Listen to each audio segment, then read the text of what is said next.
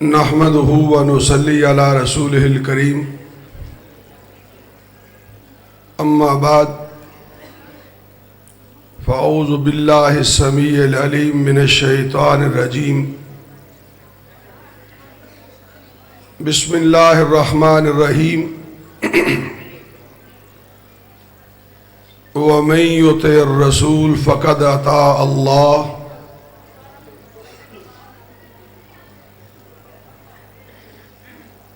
مجاہد ملت امیر پنجاب برادر اکبر مولانا عبدالرشید حجازی صاحب اور اسٹیج پر تشریف فرما مولانا صدیق مدن پوری صاحب، مولانا سلیم الرحمن شیخ صاحب، بلال صاحب اور میرے سامنے قرآن و سنت کے جھنڈے کو بلند رکھ کے اپنی زندگی کے شب و روز گزارنے والے مرکزی جمعیت اہل حدیث پاکستان کے درخشندہ ستارے آج جو اس مسجد میں تشریف فرما ہے، میں اپنے پیدا کرنے والے رب سے عرض کرنا چاہتا ہوں کہ اے میرے رب، میرے اس ملک میں میری جماعت کے ہر فرد کو خوشحال رکھنا اور مرتے دم تک اسے اپنے نبی کا غلام اور اپنے سامنے جھکائے رکھنا، اس لیے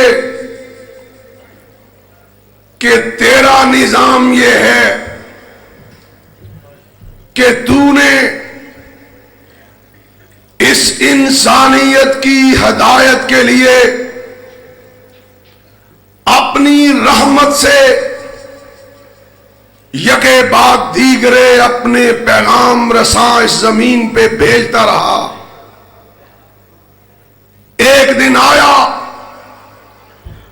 جب اس کائنات میں ظلمت کا اندھیرا تھا، شرک تھا، تیری بغاوت کا چرچا تھا، اور تیرے سامنے سربسجود ہونے کے لیے تقریباً کوئی بھی نہ رہا، تو تو نے پھر اس پیغام رساں کو بھیجا، اس نبی برحق کو بھیجا، اس امام الہدا کو بھیجا، اس قائد اعظم کو بھیجا کہ جس کی ذات بھی بے مثال تھی، جس کی بات بھی بے مثال تھی۔ اس نے نبوت کے اعلان سے پہلے 40 سال ان کے اندر گزارے جو بعد میں آنے کے بعد اس کی جان کے دشمن بنے، اور اسے جب اعلان نبوت کا حکم ہوا، وہ امام، وہ پیشوا، وہ سب سے بڑا راہبر ان لوگوں کے سامنے کھڑے ہو کے پوچھتا ہے کہ بتلاؤ، میں نے تمہارے اندر اتنا عرصہ گزارا ہے، تم نے مجھے کیسا پایا ہے؟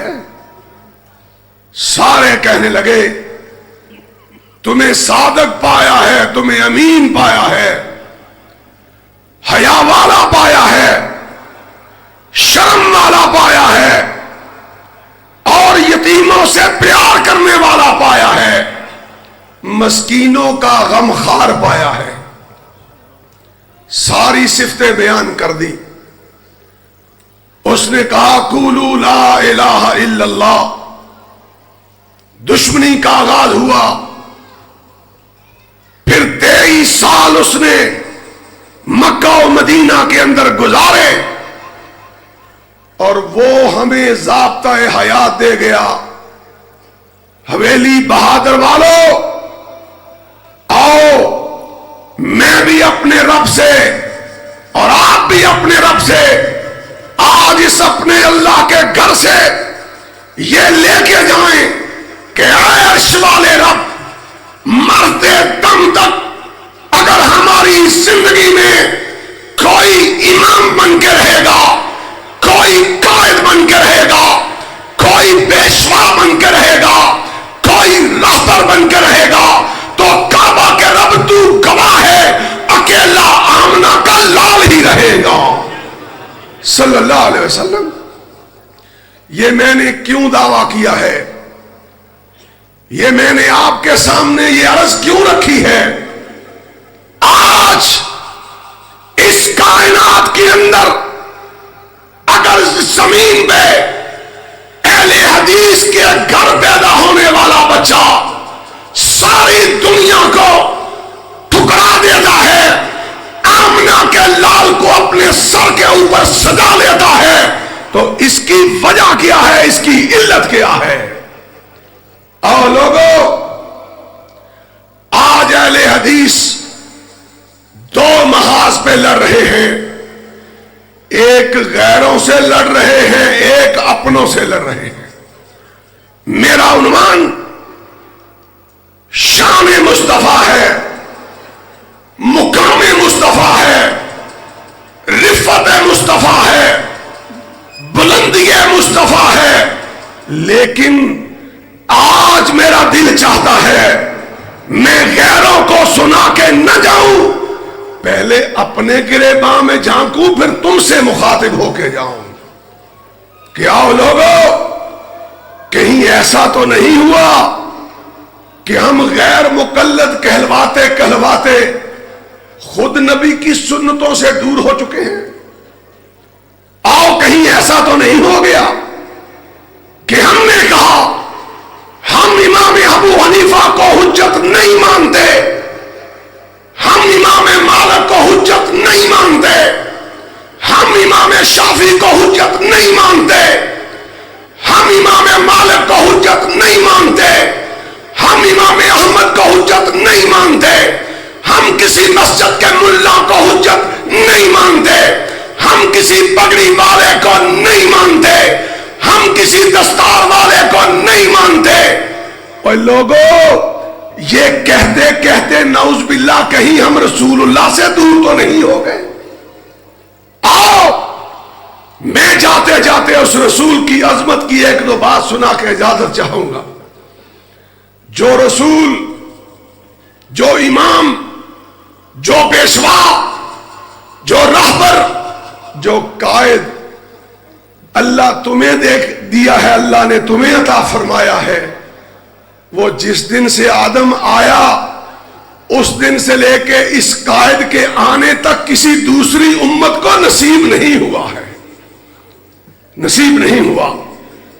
پر تیرا میرا قائد پیدا ہوا، تیرا میرا رسول پیدا ہوا، شہر کا نام مکہ ہے، اس سے پہلے نبی بھی پیدا ہوئے، موسیٰ پیدا ہوا، عیسیٰ پیدا ہوا، نوح پیدا ہوئے، ابراہیم ہوئے، 1,24,000 پیدا ہوئے۔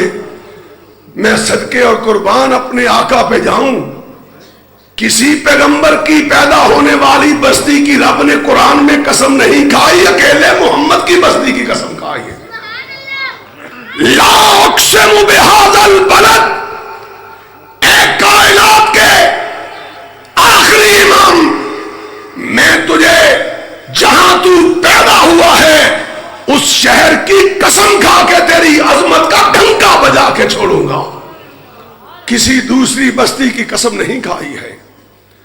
کیسا عظمت والا نبی، کیسا عظمت والا پیشوا! میرے بھائیوں، اکیلی بستی ہی کی قسم نہیں کھائی، اس نے 40 سال نبوت سے پہلے 23 سال نبوت کے بعد گزارے، اور ٹوٹل زندگی کتنی بنی؟ اونچی بولو، اپنے آقا کی زندگی کو بھی یاد رکھا کرو نا، کتنی زندگی گزاری؟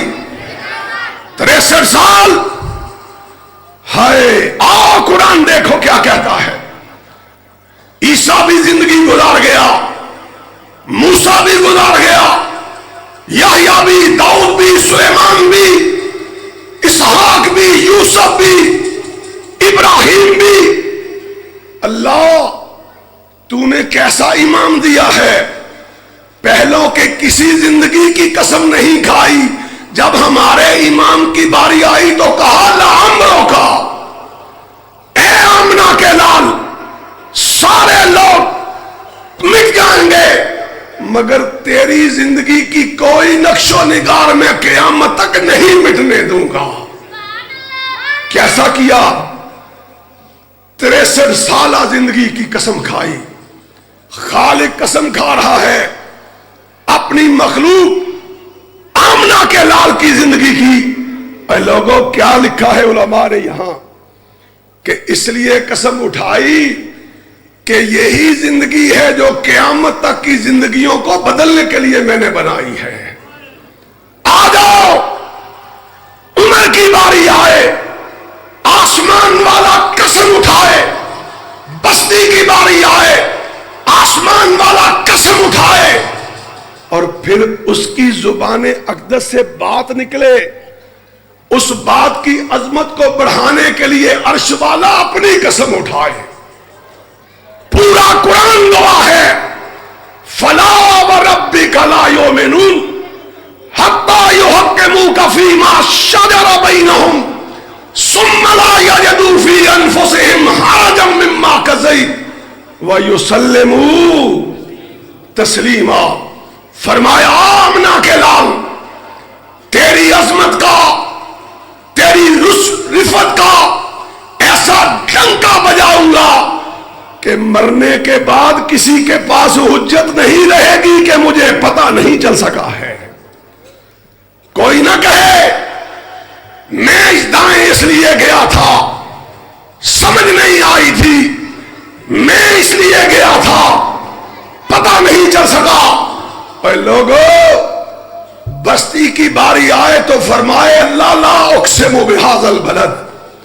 عمر کی باری آئے، لعمرو کا، اس کی زبان سے نکلے ہوئے فیصلے کی عظمت کی باری آئے تو رب کہے فلا وربک، کہ جو بھی اس کی زبان سے نکلی ہوئی بات کو، نکلے ہوئے فیصلے کو تھوڑی سی اپنے سلوٹ بھی لائے گا، عرش والے نے کہا مجھے میرے رب ہونے کی قسم میں مومنوں کی صف سے باہر نکال دوں گا۔ اللہ اکبر۔ آگے چلیے، بڑے دشمن پیدا ہوئے، ابو جہل بھی آیا، ابو لہب بھی آیا، عتبہ بھی آیا، شیبہ بھی آیا، بڑے آئے، اور ایک دن ایسا آیا کہ تیرا میرا امام بیت اللہ کے دروازے پہ کھڑا ہے۔ عثمان بن طلحہ سے کہتا ہے اے عثمان، یہ سارے سرداروں نے بیت اللہ کے اندر کی زیارت کر لی ہے، آج محمد کو بھی کروا دے صلی اللہ علیہ وسلم۔ عثمان نے کیا جواب دیا؟ کہنے لگا محمد سن لے صلی اللہ علیہ وسلم، میں سارے عربوں کو چابی دے سکتا ہوں، تجھے چابی نہیں دے سکتا۔ آپ نے کیا فرمایا؟ فرمایا عثمان پھر سن لے، وہ دن آنے والا ہے کہ چابی محمد کے ہاتھ میں ہوگی، جسے محمد دے گا قیامت تک اس کے خاندان سے چابی کوئی نہیں لے سکتا ہے۔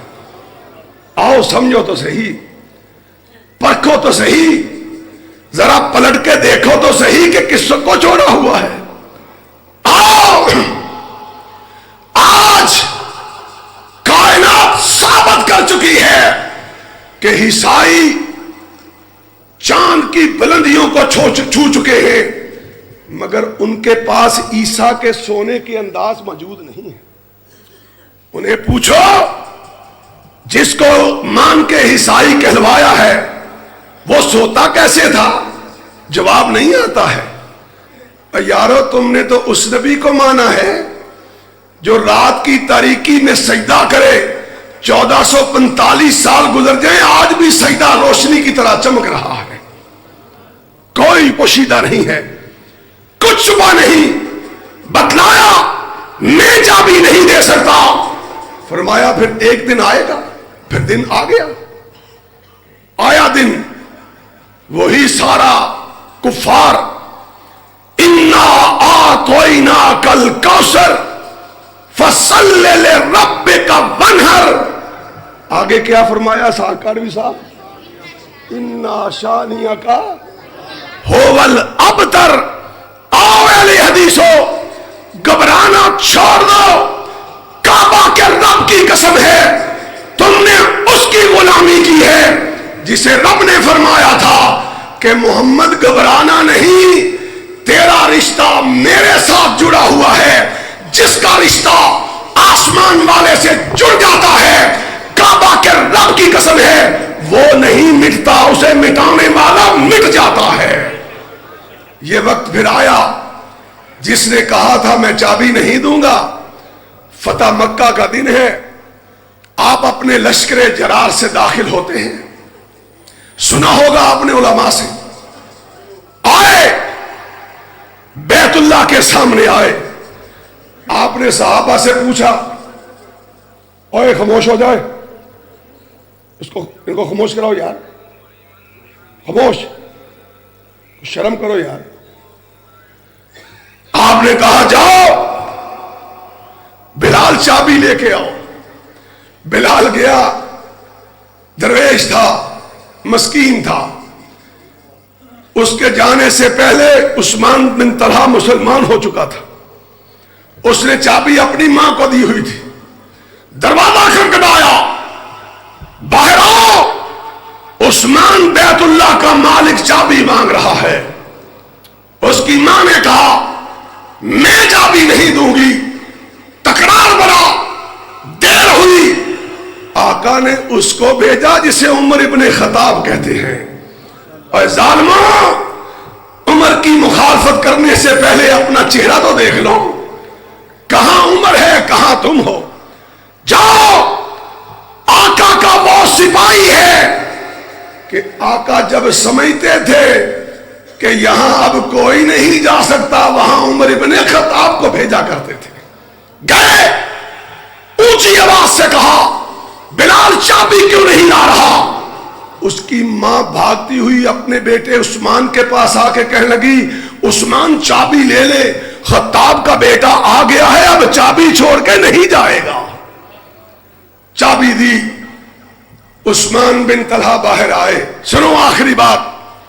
باہر آئے، کہا عمر یہ چابی لے لے اور جو مالک کھڑا ہے اس کو جا کے چابی دے دے.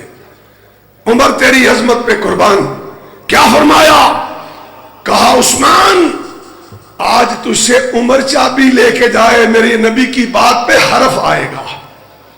تو نے کہا تھا تجھے چابی نہیں دے سکتا، آج صفا مروہ بھی دیکھ لے گا، بیت اللہ بھی دیکھ لے گا، آسمان بھی دیکھ لے گا، کائنات بھی دیکھ لے گی کہ جسے تو نے انکار کیا تھا تو خود جا کے چابی پیش کر کے آ.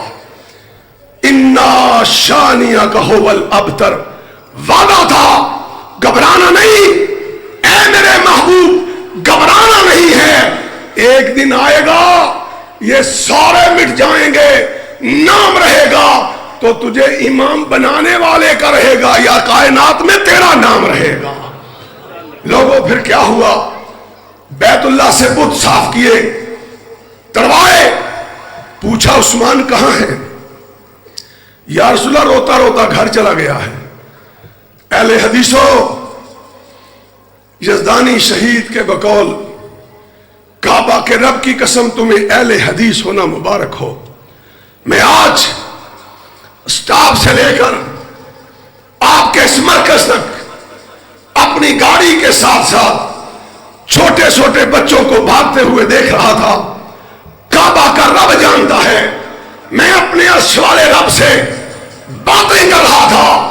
اے اللہ ہم سے اتنا کام لے لے ہمارے مرنے سے پہلے تک یہ بچوں کا مستقبل محفوظ ہو جائے اور یہ اس پاکستان میں اپنی گردن کو اٹھا کے چلے, رب کے قرآن کو لے کے چلے, محمد کے فرمان کو لے کے چلے صلی اللہ علیہ وسلم. کیوں؟ کائنات کا رب گواہ ہے اس پاکستان میں, اس کائنات میں اگر کوئی میرے محمد کا کوئی وارث ہے تو کعبہ کے رب کی قسم صرف اہل حدیث ہے, دوسرا کوئی نہیں ہے, صرف اہل حدیث ہے. اس نے کہا ہے کہ جاؤ, میں کسی ترے والے کو نہیں مانتا, وردی والے کو نہیں مانتا, مجھے منوانا ہے یا رب کا قرآن لے کے آؤ یا محمد کا فرمان لے کے آؤ صلی اللہ علیہ وسلم. فرمایا عثمان کہاں ہے؟ یا رسول اللہ وہ تو گھر چلا گیا ہے. فرمایا بلاؤ. بلایا گیا, چابی پکڑائی, اپنے امام کی صداقت دیکھو. اور ابو حنیفہ بڑے محترم ہیں, سب کہو رحمت اللہ علیہ. امام شافعی ہمارے دل کا سرور ہیں. امام مالک ہماری آنکھوں کی ٹھنڈک ہے. امام احمد کا تو ثانی کوئی نہیں ہے, لیکن سن لو, ہم نے اس ماں کی گود میں پرورش پائی ہے جس نے سبق یہ پڑھایا ہے کہ ادھر فرمان محمد ہو, ادھر گردن جھکائی ہو.